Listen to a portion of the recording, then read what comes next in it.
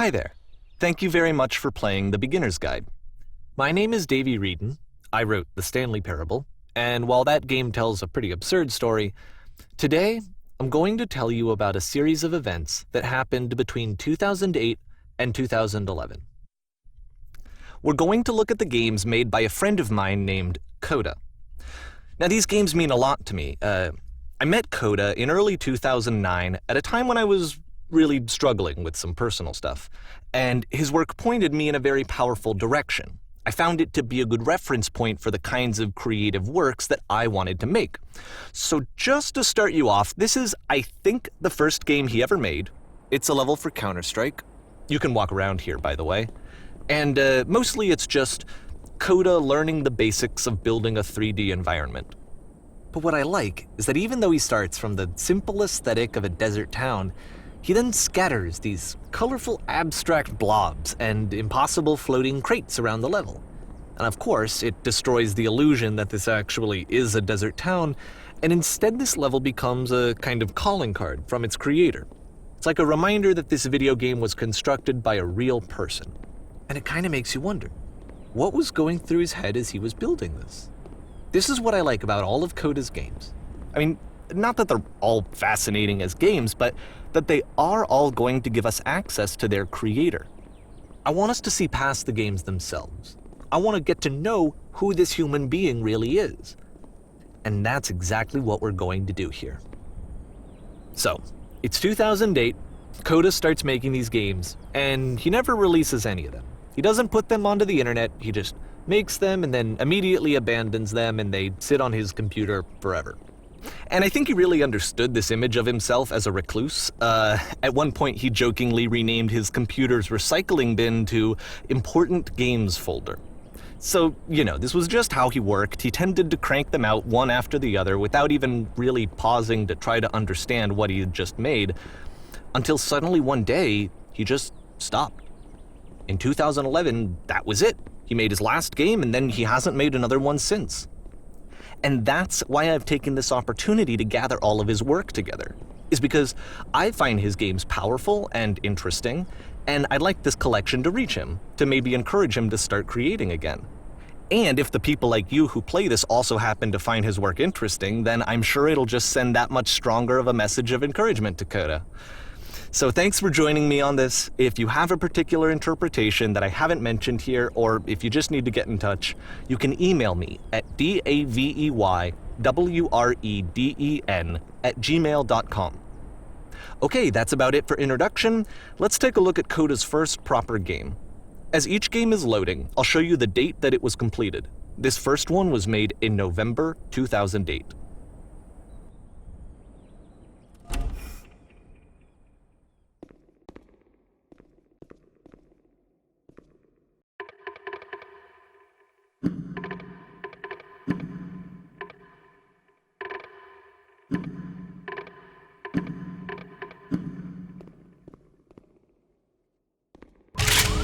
Warning. Whisper machine active.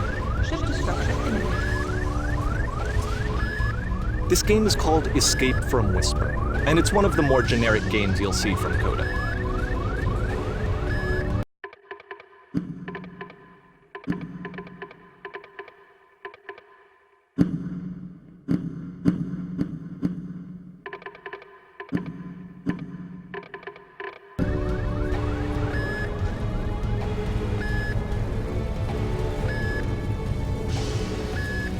You can click to fire the gun.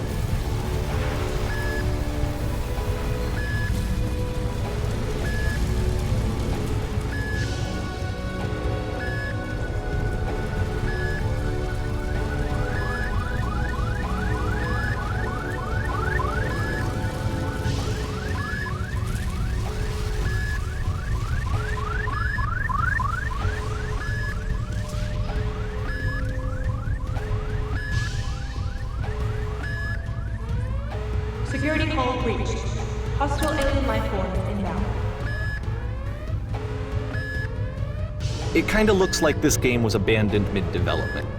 For instance, you have this gun, which you'd think would indicate that there are supposed to be monsters or enemies somewhere, but then clearly there are no enemies anywhere. You can't even reload the gun when you run out of bullets. But ultimately, we don't really know. Maybe Coda thought that actually it was complete the way that it is. And I think that we should talk about his games for what they are, rather than for what they're not. Enemy force neutralized. Begin ship evacuation. I love how you can see the bottom of the universe from this room.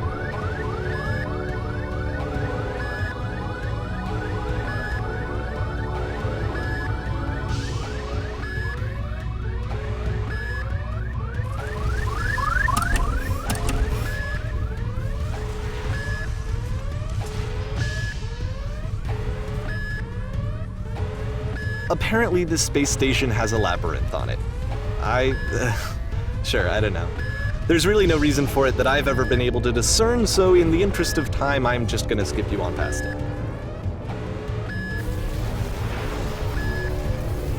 Or, if you'd really like to solve the labyrinth, you're welcome to do that too.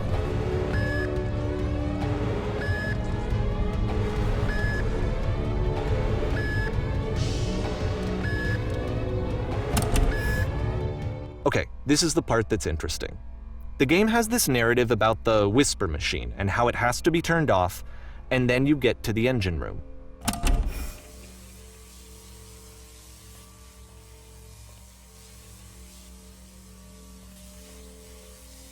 Hey, you there, in the engine room. You could save us all. That beam is powering the whisper machine. We could disrupt it by introducing a great enough heat signature. If your body could stop the beam. It's so much to ask, but for all of our lives, would you do it? Could you give yourself?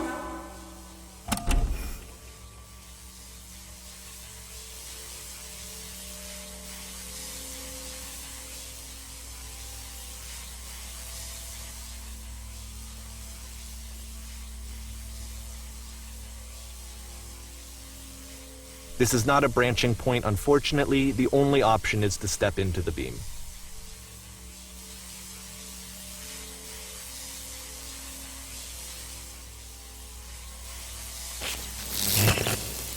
Let me pause here for a second. What you just experienced, stepping into the beam and then dying, is probably what Coda had initially intended when he was developing this level. But when he first compiles and plays it, something goes wrong. There's a bug somewhere. And this is what happens instead.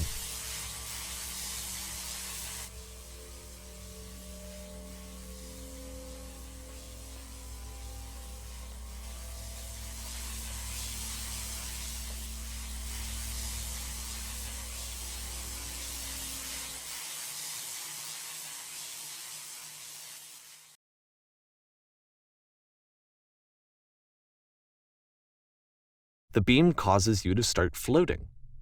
And this is an important moment for him. Because yes, this is technically a glitch, but Coda identifies something human about it, like how small it makes you feel in the face of this larger chaotic system. Or this floating could be the afterlife, a peaceful place, juxtaposed against all of the hysteria that you've just had to traverse. I don't even know. I have no idea what he was thinking, but what's clear is that after making this, something lodges itself in his brain. He wants to do more of these really weird and experimental designs. So he stops work on this and moves on to a stream of tiny little games that go in all sorts of directions. Let's go ahead and take a look at the first game he made after leaving this one behind.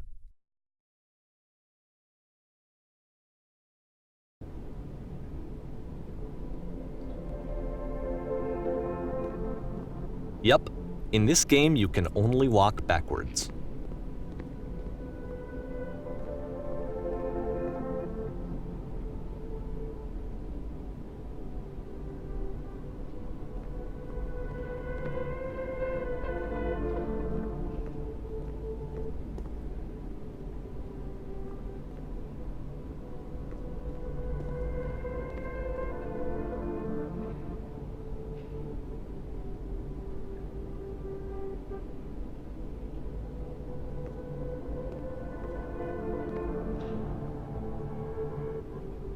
So it's a short and relatively minimalist experiment combining motion and narrative. It is less advanced than the previous game, but actually it seems to be more focused, more complete. Coda's trying to give it a unique voice rather than simply basing it on a pre-existing trope.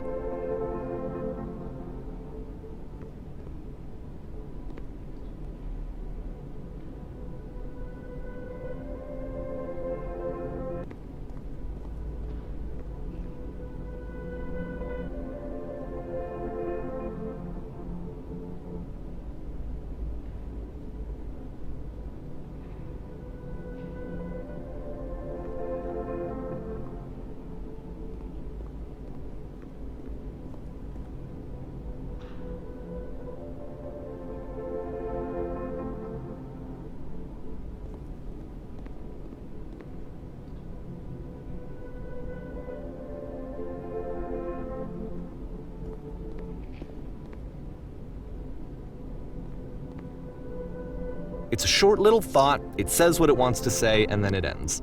Didn't need anything more than that. Which to me is why it works, because it gets out quick. Okay, next one.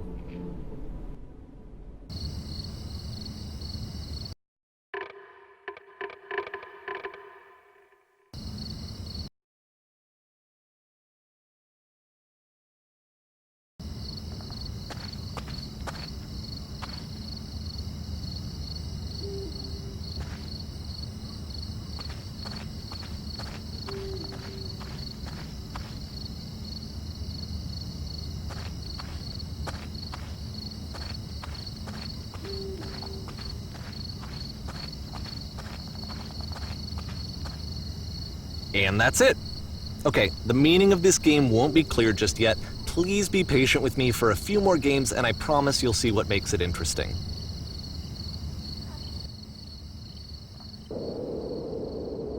Oftentimes, Coda would put bizarre titles like this one at the start of his games. I wish I'd known him at the time that he was making these early games.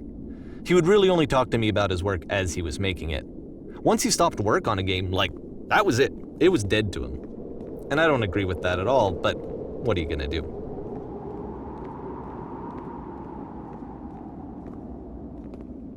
I know it's tempting, but there's actually nothing over here. Sorry.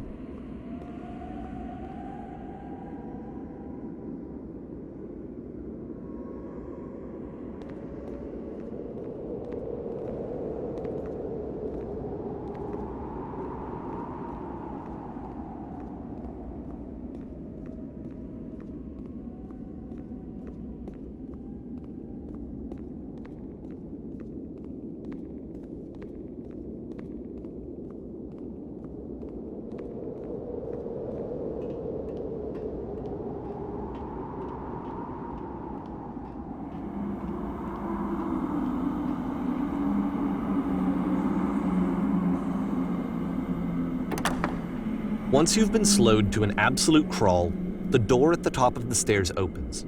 So why, if Coda's not showing these games to anyone, why bother opening the door at all? Well, to show you, I'm modifying the game here so that when you press enter, it'll bring you back up to full speed so you can enter the door for yourself.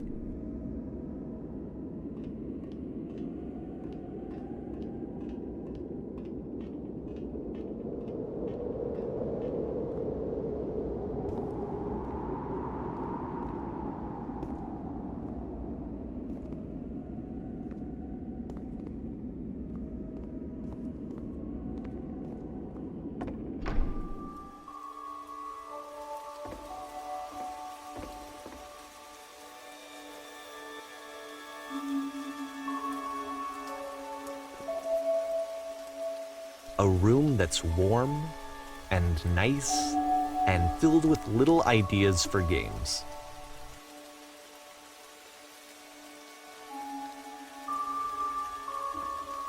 Coda would often tell me that he didn't mind if people thought of him as cold or distant. He said that he knew that he was actually a vibrant and compassionate person, but that it takes time to really see that. It can be a very slow climb to get there.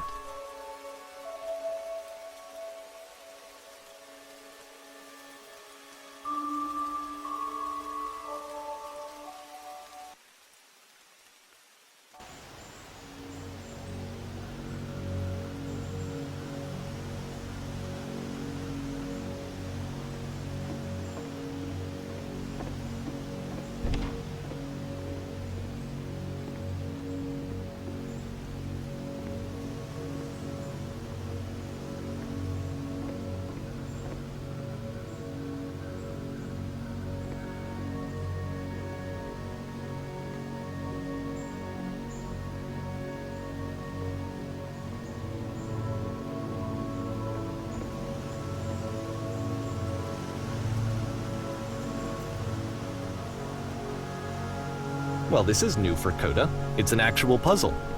Go ahead and see if you can solve it.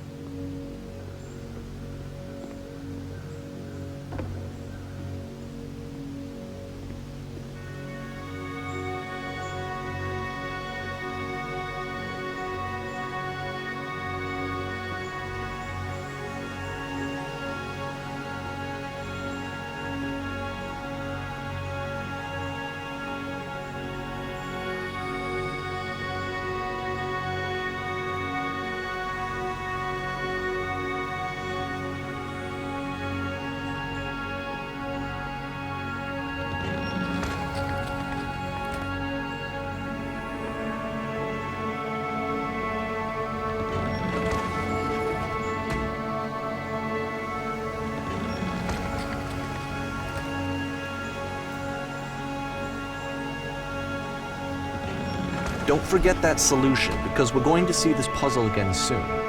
We're going to see it a lot.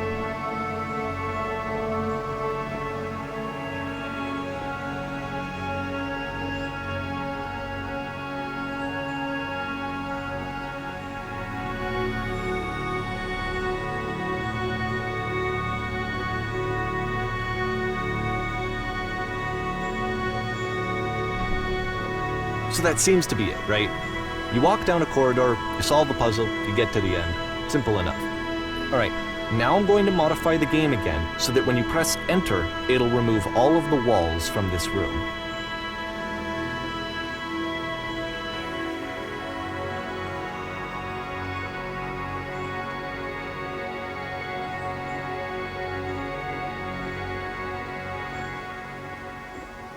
How about that? There was more to it than we had any way of knowing. I actually find it funny that this game comes after the stairs game, since they essentially convey the opposite idea. So, in the stairs game, a dull exterior concealed a rich interior. And then, in this level, a dull interior hides this fantastic outer world. Either way, I think that the point is the same, is that most of the time you don't get to know what you're missing, or even that you're missing anything. That's not your role as a player. So if your role here is not to understand, then what is it?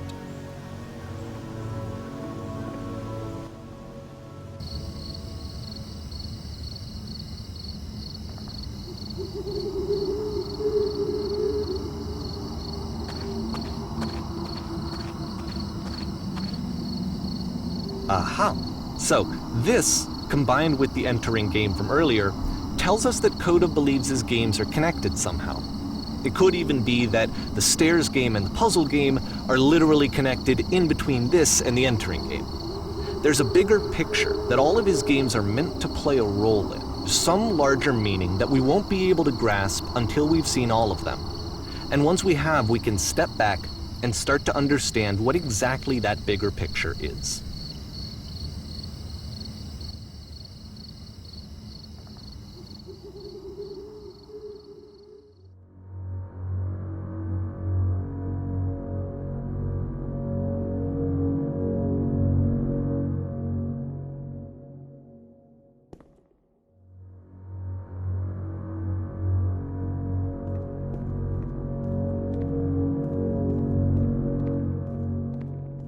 Let's talk about video game development for a second. Every video game runs on what's called an engine, which determines what the game can and cannot do. So in other words, the engine is a set of tools for game development. To make all of these games, Coda is using an engine called Source. Like all engines, Source has certain things that it does well, and it has certain things that it does poorly. One of the things that it does very well is boxy linear corridors. That's why so many of Coda's games are set in these large, flat, empty rooms, is just because he's working with what the engine does well. The tools available to the creator shape what kinds of creative work they're going to end up making. You might consider paying attention to the architecture in Coda's games to notice how they seem to stem from an engine that's very good at producing linear, boxy corridors.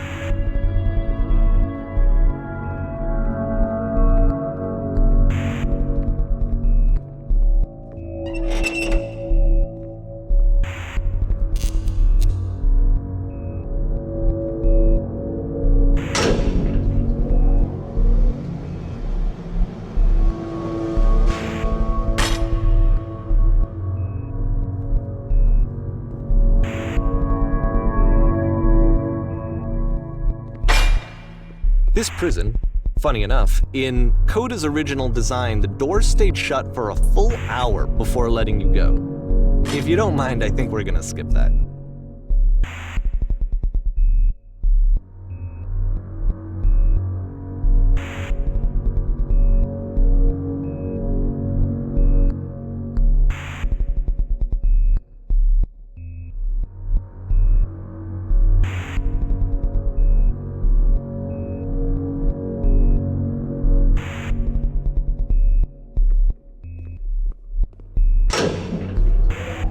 This is something that he and I used to argue about a lot.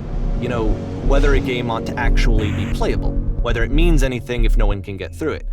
And I would always defend that, you know, all this work goes into the game, why not make it playable and accessible? And so we just got into heated arguments over it, and there was one time that after one of these conversations, he went home, and a day or two later, he sent me a zip file entitled Playable Games that was full of hundreds of individual games, each of which was just an empty box that you walked around in and nothing else. Believe me, I played every single one of those just to find out if there was like a gag hidden somewhere. There wasn't.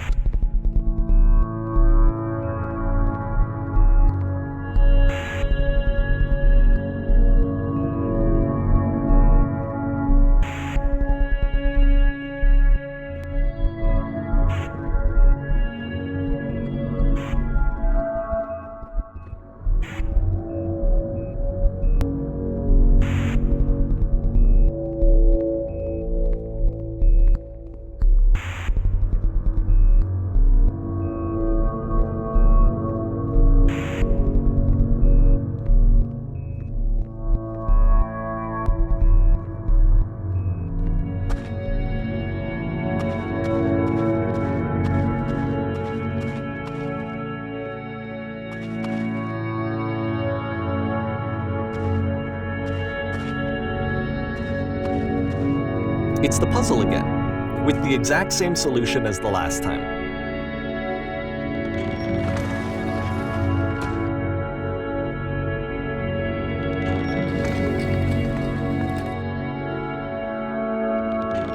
There's still no clear indication of what makes this puzzle so special that Coda is going to return to it over and over. But I promise I'll share with you my interpretation very shortly.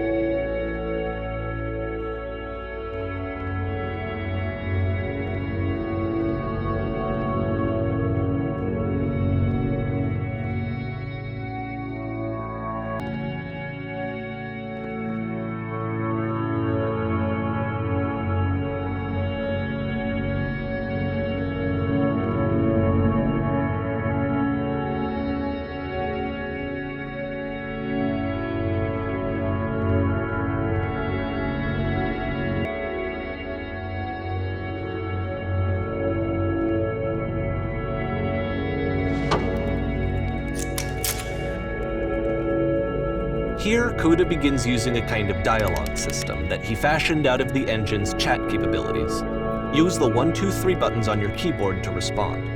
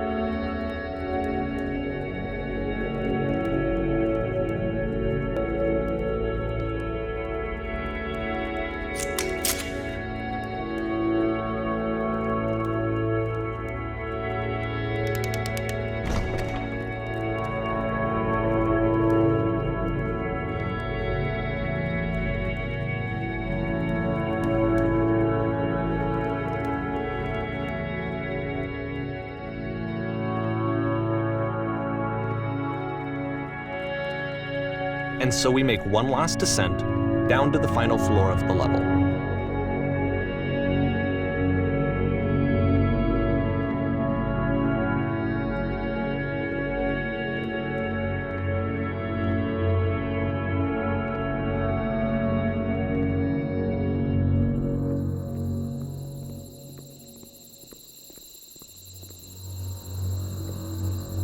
It's a lamppost. Okay, I can't tell you quite why, but for some reason Coda fixates on this lamppost. It's going to appear at the end of every single one of his games from here on out. I'll tell you what I think. I think that up to this point, he's been making really strange and abstract games with no clear purpose, and maybe you can only float around in that headspace for so long. Because now he wants something to hold on to. He wants a reference point. He wants the work to be leading to something.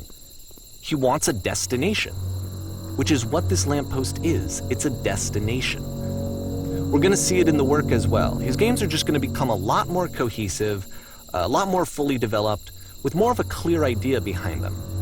And as we go, that idea will get clearer and clearer and clearer.